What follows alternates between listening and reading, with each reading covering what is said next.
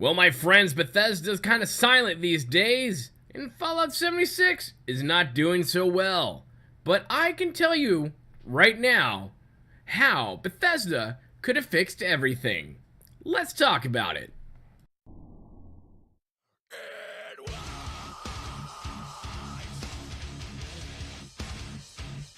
Hello my friends, Boomy here once again with another video for you, my Fallout brothers and sisters, lovers of the wasteland. If it's your first time here, make sure you hit that subscribe button for more fun, and I promise you, you won't run into any bugs whatsoever in Fallout 76. Okay, I can't promise that, but just hit the subscribe button, you never know. Anyways, my friends, wow! The shenanigans and the scuttlebutt and the shendang-dongs and any other things I can come up with in my mind right now is going on at Bethesda with Fallout 76. Now, I'm going to caveat all this right now with saying that I still love this game. Yes, does it have its issues? And we'll go into that, a Cliff Notes version. We're not going to go full crazy unicorn on everyone. Yeah. It's got its issues. It definitely does. And so does Bethesda as well. And we'll get into that a little bit too. And I'll also tell you how they could have fixed all of this easily before the game even launched. But, hey, just until then, make sure you hit that subscribe button, hit that like button. Yeah, let's have a challenge. Let's get like 50 trillion likes. Yeah, that'll be it. Anyways, my friends, so as you all have known and heard, Black Friday came, Black Friday went, Cyber Monday's gone, and everyone's dusting off their heels and praying to God the credit card bill isn't as bad as they think it is. Now, with that said, Bethesda went out and dropped the price of Fallout 76, almost slashing it in half in some cases, and that had the community in an uproar, for which I might say I completely understand and I believe is justified. Now, I also can see, Black Friday, Cyber Monday, yeah, they're going to do a sale. I can get that. I'm not going to fault them on that at all. But it has only been a couple weeks since Fallout 76 actually went live, November 14th. It's November 26th right now. But does that show a sign that all things are well at Bethesda? Well, no, they're not. Bethesda's been rather quiet lately. Yes, we did get a rather big patch for Fallout 76, which fixed some things and made other things worse. It's like they don't know what the hell they're doing, even though they should totally know what the hell they're doing. Oh boy. Some people have even asked, Starfield, oh gosh, what's going to happen there? Now, that's going to be a first-person shooter, and, a proper one, and I haven't heard if that's going to be online or not. If it is going to be online, put your comments in the comment section below. I just either don't remember, or it's not. And forgive the gameplay behind there, or the cinematic behind there. I know you've seen it before, but I tried to record video, and, the game crashed, and it just gave me a corrupted video file. So, that's a thing. Thanks, Bethesda. Thanks. But it is a bad sign that they are dropping the price so quickly after this game has been released. Normally, people don't start dragging out sales for games until, at least a couple months in, at most a year or two out of the gate. But this is a different animal, and they've always said that Fallout 76 was going to be a different animal. Now, we know this. We got this. And I think when some of the hubbub and some of the concerns out there are about it comes from, I think, some parts of the player base that have really never played online games before. I know that's weird to think about, but those people do exist. And when it comes to online games, then yeah, we have to be prepared for the eventual server crash or the servers not being online or things like that. And plus, it's a Bethesda game. We should all be used to there being bugs out the gate. It's just what it is. It's Bethesda. It's a trademark. I think they do it on purpose. For my online brother and sisters or my non-online brother and sisters who've never really played an online game before, server crashes, it comes with the territory. There will be times you will be kicked, and they normally are at the most inopportune time. But just be out there, be patient with the online experience there.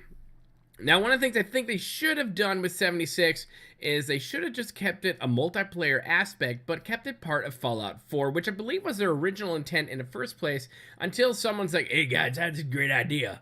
How about West Virginia, and 25 years after the bombs drop, and we'll make it live? It's like, cool. Now, my heart goes out to all the devs over there at Bethesda who worked on this great game. I think it's great. I love the game. I think it's freaking gorgeous. It's beautiful. Yes, there are problems, like I said, and there are a lot of problems. There are a lot of problems that there shouldn't be, and we'll get into how that could have been easily fixed. But with that said, there's a lot, there's a good number of people on the team that put their heart and soul into it, and you can definitely tell that they did. But was it polished? No, it looked like a case that had been left out in the wasteland for 200 years, and when you came out of Vault 111, you tripped over it. That's what it kind of feels like. But this is what we've got, and the good thing is that they can go in and patch it live. Well, they should be able to, and we will get patches down the road. And I truly hope that this game does really pick off, where it is from where it's fallen, and gets out the gate and gets into more calmer waters down the road. Let's just get into if there is one thing Bethesda could have done that would have saved this game. Actually, two things. We'll get in a second later. One thing that Bethesda could have done easily to qualm and squash a lot of the issues with this game that there currently are. Bugs, glitches, performance issues, crashing the computers, crashing your graphics card, just breaking all the things. So what is that one thing? It all comes down to the beta. That's right. Now, when they first initially talked about the beta, they didn't really talk too much specifically in detail about what to expect. They came down a little bit later to tell you what it is, after a lot of us already spent our money to buy this game and get into that early release and beta and get in there. And underneath the aspect of whole, what you do carries over live into the game when it goes live. So a lot of us did that. Now, myself personally, I was never able to get into it because of my work schedule and the time frames they had for this beta, and we will talk about that because I think that was one of the biggest issues. Now, when it comes to a beta, there are proper betas, and I have been in many proper betas, especially like within World of Warcraft, and Star Wars: The Old Republic, for which I'm an influencer for BioWare. I have been in many betas, and a lot of these betas, especially for World of Warcraft, carry on for months, almost to a year. And what they do is they listen to what everyone has to say before they launch the sucker live. But if they had launched this beta not weeks before it went live, but months and months, maybe at least 3 months. Most, I would have given them 6 months before actual release. That's what should have been. And it should not have been gated by certain time frames here and there. It should not have been. If at one point, say they were going to give us a traditional beta and they decided, yeah, we're going to gate the time, but we're going to do that the first month so we can test the servers, I'd be okay with that. If they came in and said, okay, listen, we're going to have these servers, they're going to be up and they're going to be running. We will let you know when we have downtime for them, which is typically a Tuesday. They have downtime for server maintenance. But you guys go out, you break everything. They call it the break it early test application. We were never really allowed to break it early. They wanted to break the servers, okay? But they never really, gave us, I believe, the amount of time to get in there and test it all out, to uncover the bugs, the major glitches that were there that I think could have easily been fixed if we had that amount of time. And it kind of felt like 76 was kind of being rushed to get out there. I mean, it came on the heels of, or Red Dead Redemption 2 came after it. I don't remember, but it was closely either way on how that worked. And so there's a lot of great games coming out, and I think they wanted to be out one of the games out first out of the gate for people to get their hands on. And I think because they did not give us a traditional beta, they didn't give us the actual amount of time needed to truly test the game. with pushing that out early, they did more harm than good. And the second thing that will kill this game ultimately and really put a big damage mark on Bethesda is the lack of communication. They need to communicate with the fans, the community, us players, those of us who are like, hey, cool, we're getting, people are getting a refund. That's awesome. Yeah, okay, awesome. Some people aren't getting refunds, but other people are getting refunds. That's cool. But for those of us who paid the full price, give us something in game. That's all I'm asking. They need to communicate with us. They need to come out and, some have said, yeah, okay, yes, it's broken. We get that. But they really need to just come out and go like, listen, we done effed up. We should have done X, Y, and Z. We are going to do 1, 2, 3, 4, 5. And implement that and have it going. They can patch the game live. They can give us bigger patches down the road via DLCs, but they need to get on the horn and they need to start communicating better with the community, or more and more are going to turn against them. Now, I will say that the vast majority of people I know who play Fallout 76 all agree there are problems with it. But for the most part, they still love the game. A lot of the hate you're seeing are either from internet critics, who I think should always be given a grain of salt, and from people who just will just hate everything. And there's some people who out there who are genuinely just disgusted with the game and Bethesda's approach to everything, and that's justifiable in their own world. But I still love this game. I'm having fun with it. Yes, it crashes. Yes, you kind of rage quit like, screw it, I'm going to go play Fortnite.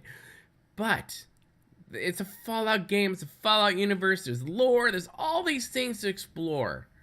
And I think we need to give Bethesda a little grace and just go in there and just, maybe give them like not an ultimatum, but like, okay, man, it's only almost a month old. We'll give you a couple months. In a couple months, this sucker better be far more polished than it actually is. And I think that's where we need to be right now as a community. But Bethesda really needs to come in and actually start talking to its community and being genuine and being honest with its community. That's what I think will save this game. But the lack of that will ultimately be the death nail to Fallout 76. And I think it will put a big question mark on anything else Bethesda puts out, because people are then going to be wary of it, like people were when Warlords of Draenor came out for World of Warcraft. People were wary of what was going to happen because Blizzard alienated a lot of its client base or its subscriber base, and I believe it was like 60 or some odd percent of the subscriber base left within the first 6 months of Warlords of Draenor releasing. And Blizzard handled that, quite poorly, kind of like they did with, Diablo Immortal. Not as blatant, but they did. But a company needs to communicate with us. And they need to not saying Bethesda is, but Bethesda definitely needs to take some notes from Blizzard on what not to do and how to talk to your community. Like, you guys don't have phones? What the hell? Yeah, that's the thing. Anyways, my friends, what do you think? What do you think could have fixed this game? Do you agree with me that if they actually had a proper beta that was much longer than what it was without gated time, would that have fixed it? Or what other ideas do you have? What do you say? Put your comments in the comment section below. Make sure you hit that like button. Hey, let's try to get up to 50 likes, huh? Hey.